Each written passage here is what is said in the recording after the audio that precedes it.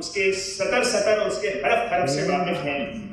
लामुहाला वो यही कहेंगे कि अजी क्या इन्होंने सुनाया, ये नहीं सुनाया और वो नहीं सुनाया, ये सुनाते तो अच्छा होता और ऐसे सुनाते तो अच्छा होता। क्योंकि हम आपसे पहले ही कह दे रहे हैं कि अगली बार उन्हीं लोगों को सुनाने का मौका दीजिएगा।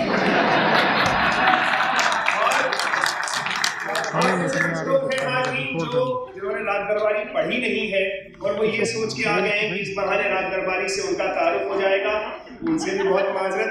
हम रात दरबारी की किताब आपको नहीं सुना रहे, हम आपको दास्तान सुना रहे हैं। किताब वगैरह अगर आपको सुनना है तो रेडियो पे बहुत से लोग किस्से कहानियां सुनाते हैं। तो दरबारी सुनने आप लोग आए हैं, बहुत आपका खैर मकदम है और मैं बहुत शुक्रगुजार हूँ खासतौर से मनीष जी का कि इतने शॉर्ट नोटिस में तशरीफ लाए। इससे उनकी साहित्य प्रेम जो है और दास्तान गोई पे जो उनकी सरपरस्ती है, बहुत उसके लिए हम आपके बहुत शुक्रगुजार हैं। आज सुबह मैंने उनको मैसेज किया और आपको तशरीफ दे रहा है। तो दरबारी हाज़रीन सुनने के कुछ अदब और आदाब हैं। दरबारी इत्मीनान से सुनी जाती है। एक बार क्या हुआ कि बड़े गुलाम अली खान किसी महफिल में कुछ सुना रहे थे, तो जो मेज़बान थे उनके पास आए, कहने लगे साहब एक वीआईपी साहब बैठे हैं, इनको बड़ा जल्दी से जाना है, तो आप जल्दी से दरबारी सुनाओ। अगर इनको इतनी जल्दी में कुछ सुनना है तो इनसे कहिए कि ये रेडियो सीलोन में कुछ सुन ले। दरबारी इत्मीनान से सुनी जाती है, इत्मीनान से आती है और अपनी तबीयत से जाती है। तो हम आपको दरबारी सुनाएंगे हाज़रीन जब तक भैरवी का वक्त ना हो जाए। आप में से वो लोग जो इस प्लानिंग के साथ आए थे कि दास्तान खत्म होगी और आईआईसी के बार में घुस जाएंगे, उनसे माजरत के साथ हे मां सरस्वती, इल्म से हमारे ज़मीर को रोशन कर। तो पेश है बादशाह अकबर की लिखी हुई भैरवी के ये बोल कि भोर ही भैरव राग अलाप्यो, अहो प्यारे वंशी में आन, खरज गांधार ऋषभ और पंचम, मध्यम धैवत निषाद और तान, आरोही अवरोही अस्थाई, सांचई ताल काल और मान, सुनो साह अकबर प्रमाण, सुनो साह अकबर प्रमाण, सुनो साह अकबर प्रमाण। हाज़रीन, एक बहुत पुरानी अरबी कहावत है जिसके बोल हैं फन्नुल मारिफहु अन तारीफा मा अलैका अन तता जाहिल। ज्ञानी होने का राज ये है कि इंसान को ये पता हो कि क्या नहीं जानना चाहिए, बिल्कुल उसी तरह जैसे शायर को ये पता हो कि क्या नहीं लिखना चाहिए। तो हाज़रीन, जुल्मत को जिया, सरसर को सबा, बंदे को खुदा, क्या लिखना? पत्थर को बोहर, दीवार को दर, करगस को हुमा, क्या लिखना? ए दीदावरों, इस जिल्लत को किस्मत का लिखा, क्या लिखना? वो जा कजिया पर कातिल को मासूम अदा, क्या लिखना? होते हैं तो हो ये हाथ कलम, शायर न बनेंगे दरबारी।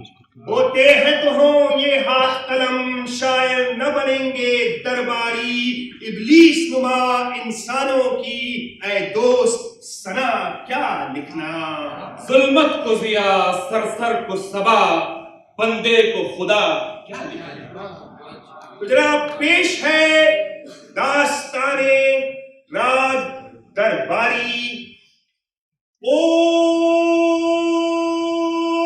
ओम शब्द ही ब्रह्म है, ओम शब्द और शब्द और शब्द, ओम प्रणव, ओम नाद, ओम मुद्राएं, ओम वक्तव्य, ओम उद्गार, ओम घोषणाएं, ओम भाषण, ओम प्रवचन, ओम उत्कार, ओम फटकार, ओम शीतकार, ओम फुसफुस, ओम फुटकार, ओम चीत्कार, ओम आस्फालन, ओम इंगित, ओम इशारे, ओम नारे नारे नारे, ओम सब कुछ सब कुछ सब कुछ, ओम कुछ नहीं कुछ नहीं कुछ नहीं, ओम पत्थर पर दूध, खरगोश के सींग, ओम नमक तेल हल्दी जीरा हींग, ओम डायन की चीख, ओम ओघल की अटपट बात, ओम पेट्रोल डीजल पेट्रोल, ओम कोयला डीजल पेट्रोल, ओम हम ही हम ठोस बाकी सब फूटे ढोल। ओम दरों में अपना एक दल, ओम अंगीकरण शुद्धिकरण राष्ट्रीकरण, ओम पुष्टिकरण पुष्टिकरण तुष्टिकरण, ओम गद्दी पराजन वज्रासन, ओम बकवास, ओम उद्घाटन, ओम मारण मोहन उच्चाटन, ओम हरिओम तत्सत। हरिओम तत्सत। हरिओम। किसी का क्या नुकसान है? नुकसान की तो कोई बात नहीं है।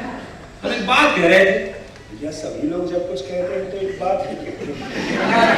ए मालवीय जी, आप भी गयादीन जी को कुछ समझाइए कि प्रिंसिपल तो हमको पीछे जा रहा है। भैया, अरे प्राइवेट स्कूल की मास्टरी तो है ही है पिसाई का काम, कहाँ तक बचोगे भैया? पर ये तो देखिए कि वैद जी पिछले 5 साल से मैनेजर बने हुए हैं। पिछले 5 साल से जनरल बॉडी मीटिंग नहीं हुई, चुनाव नहीं हुए हैं जो हर साल होने चाहिए। भैया देखो, चुनाव उनाव में तो रखा नहीं है, नया आदमी चुनो वो भी घटिया ही निकलता है। सब एक जैसे हैं, जैसे नागनाथ वैसे सांपनाथ। अरे पर प्रिंसिपल जो है हर साल हजारों रुपया मनमानी खर्चा करता है। मुझसे नहीं देखा जाता कि जनता का पैसा इस तरह से बर्बाद हो। तो भैया आप किस तरह से चाहते हैं कि जनता का पैसा? नैतिकता भी कोई चीज। नैतिकता का नाम ना लो मास्टर। नैतिकता समझ लो चौकी है, वहाँ कोने में रखी रहती है, सभा सोसाइटी के समय उस पर चादर बिछा दी जाती है, लोग बैठ के दास्तान वही करना शुरू करते हैं। नैतिकता का नाम चालान कर देगा। आप तो हमेशा मजबूरी की बात। तो भैया गांव में मजबूरी नहीं तो और क्या मिलेगा? और क्या करोगे मास्टर साहब? देश का नक्शा उठा के देखना शुरू कर दो, शायद तुम्हें शिवपालगंज से अच्छा कोई गांव नजर आ जाए। गांव,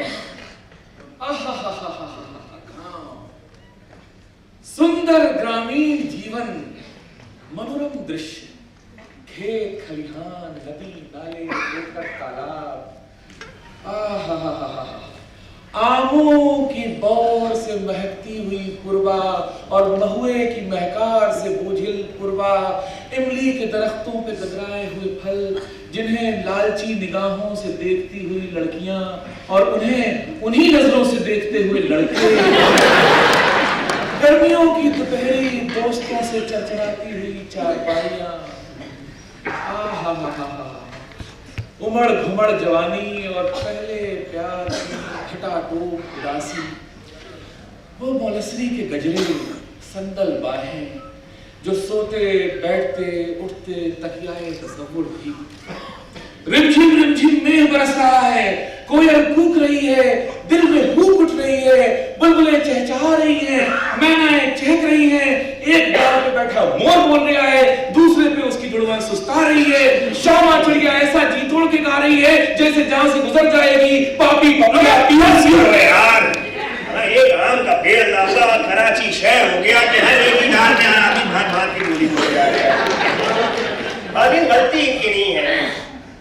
गांव हमारा माजी है और हर बूढ़े आदमी के लिए उसका माजी बवाले जान होता है, क्योंकि जब वो अपने माजी को तलाशता है तो अपने खोए हुए जगहों या मुकामों को नहीं, अपनी खोई हुई जवानी को तलाशता है जो बिस्यार तलाश के बावजूद ना पाए।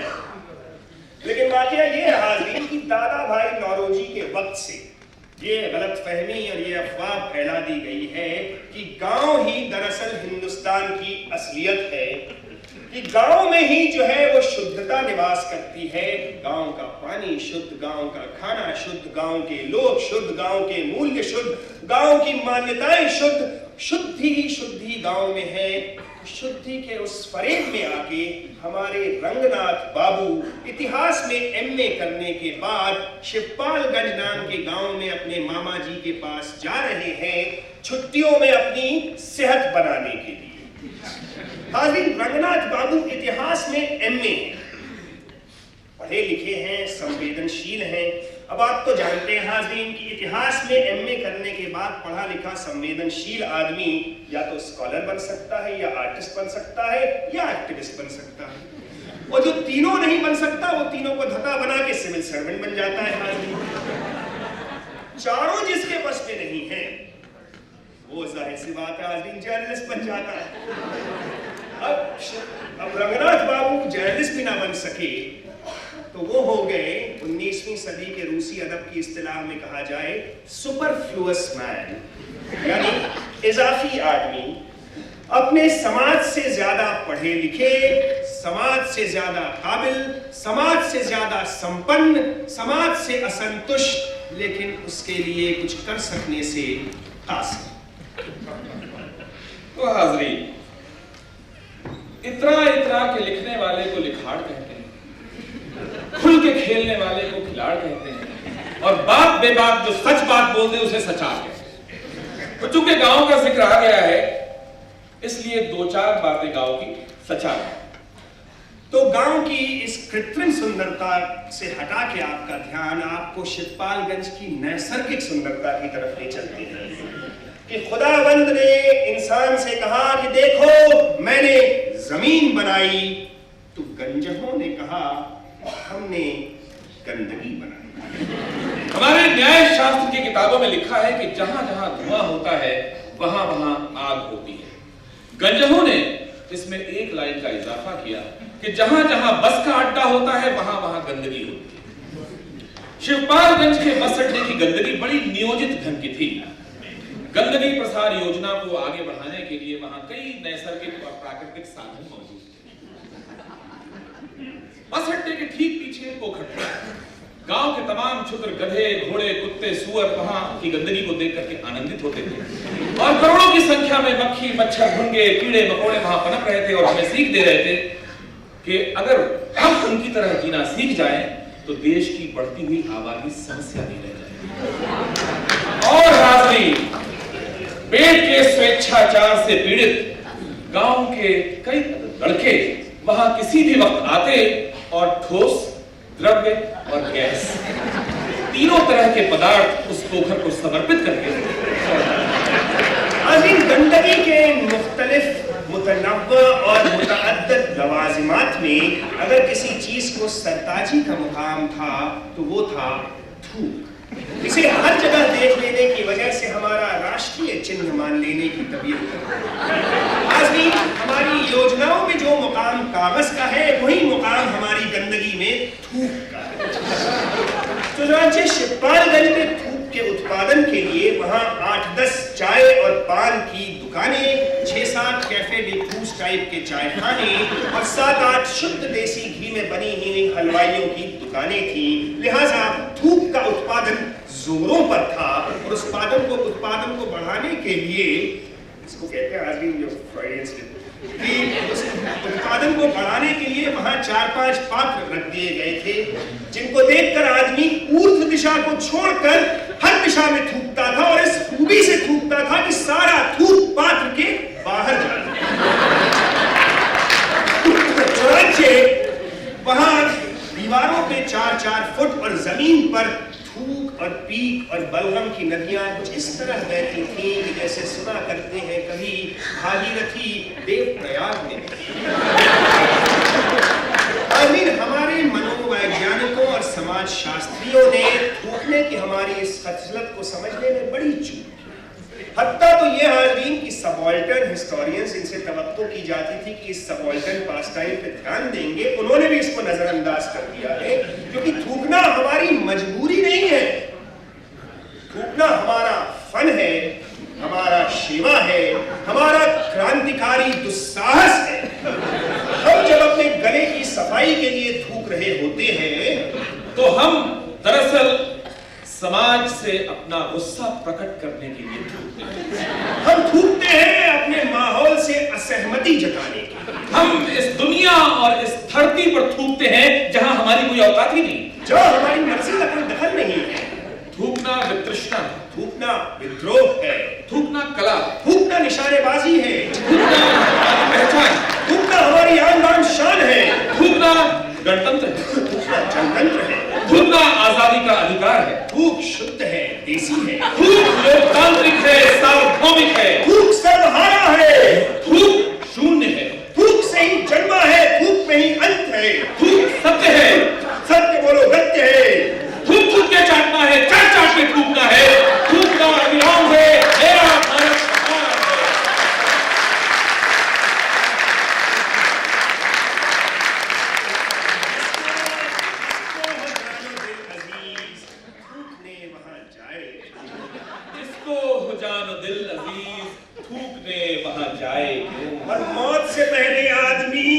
से निजात पाए। आज आप सोच रहे होंगे कि शिवपालगंज में ये गंदगी और ये थूक, तो वहाँ खूबसूरती नाम की कोई चीज नहीं है। लेकिन अरबी में कहते हैं हाज़रीन, लिकुल्लि शैइन जमाल वलाकिन ला यराहुल जमी। हर चीज में खूबसूरती है, देखने वाले की नजर चाहिए। और अगर शिवपालगंज की खूबसूरती आपको देखनी है तो उसे आपको बैग जी की नजरों से देखना। आप पूछेंगे बैग जी कौन है? हाज़रीन, 17वीं सदी में फ्रांसीसी शासक लुई द 14 सन गॉड ने जो बात अपने बारे में कही थी, लेटा से moi, राज्य क्या है, मैं ही हूं, वो बैग जी पर पूरी तरह चरितार्थ होती थी, क्योंकि बैग जी ही शिवपालगंज थे और शिवपालगंज ही बैग जी थे। बैग जी शिवपालगंज में चलने वाले वाहिद इंटरमीडिएट कॉलेज की प्रबंध समिति के मैनेजर थे। वो शिवपालगंज में चलने वाली वाहिद कोऑपरेटिव यूनियन के सरबराह थे।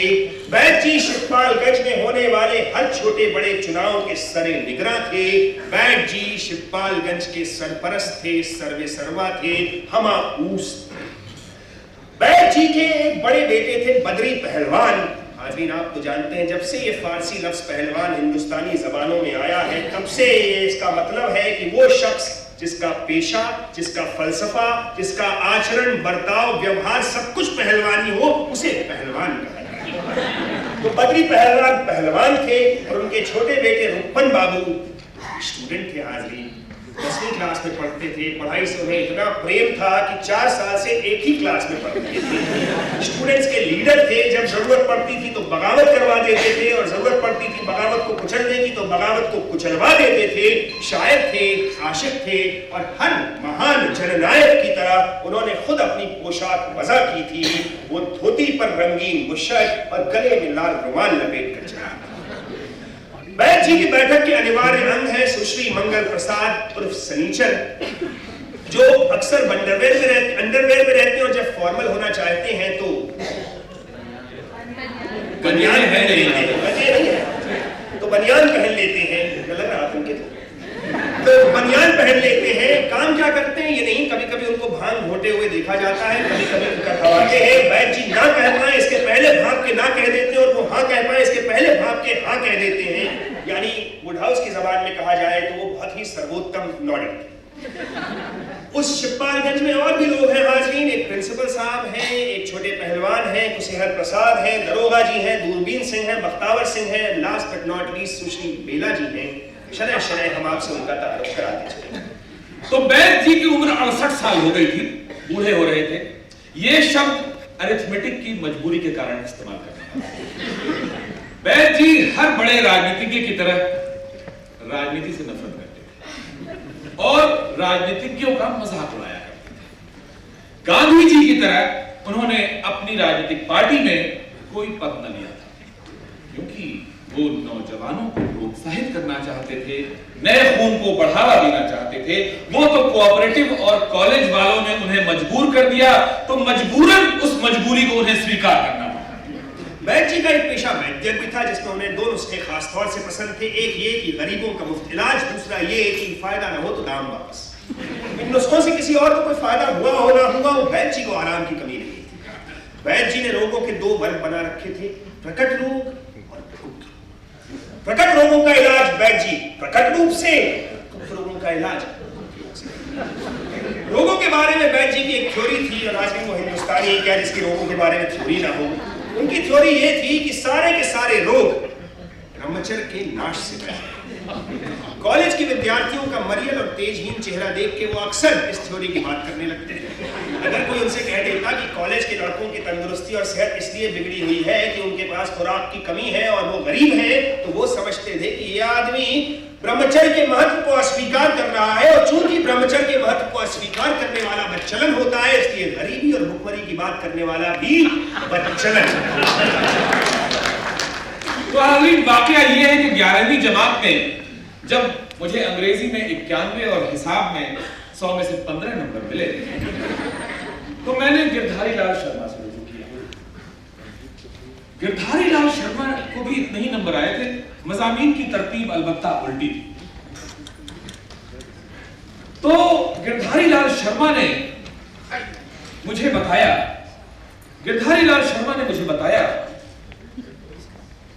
कि हिंदुस्तान का सबसे बड़ा रियाजीदान रामानुज जब रात को चिराग की रोशनी में पढ़ता था तो अपनी चोटी से एक रस्सी छत की कड़ी में बांध लिया करता था ताकि नींद का झोंका आए तो आंखों के सामने एक बिजली सी कौन जाए।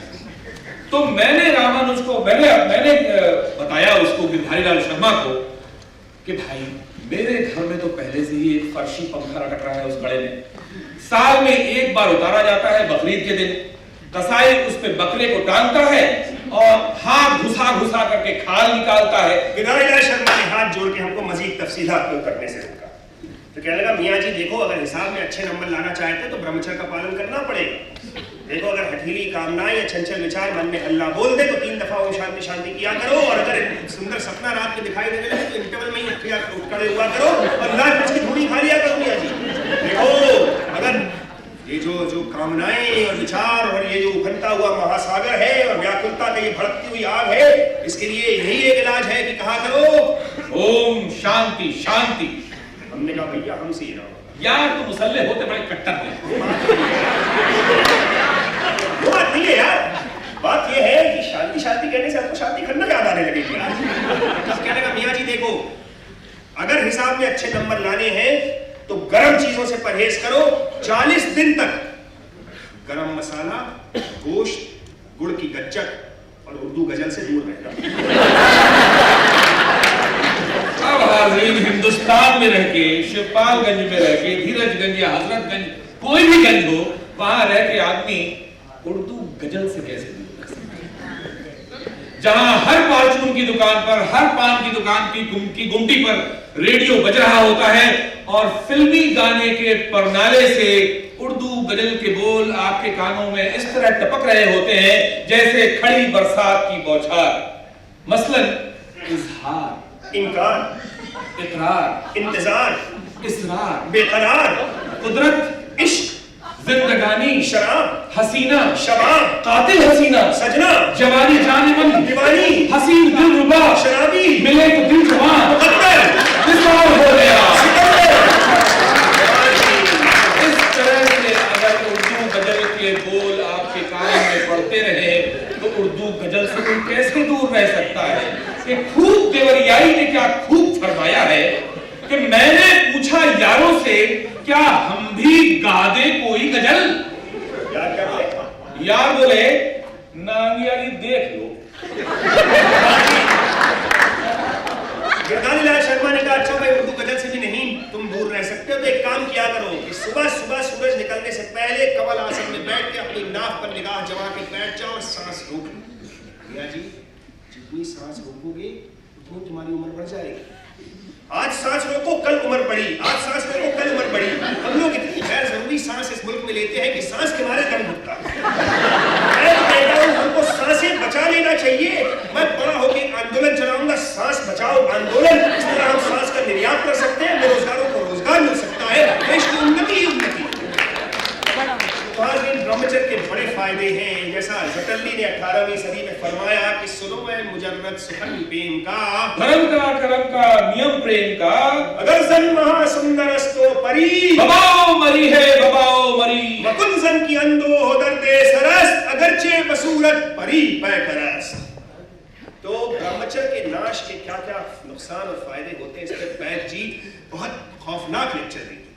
एक दफा उन्होंने रंगनाथ को एक अजीब सा शरीर विज्ञान समझाया जिसकी रूह से कई मन खाना खाने के बाद एक छटा रस बनता है, उस रस से रक्त बनता है, रक्त से कुछ और फिर आखिर में वीर की एक बूंद।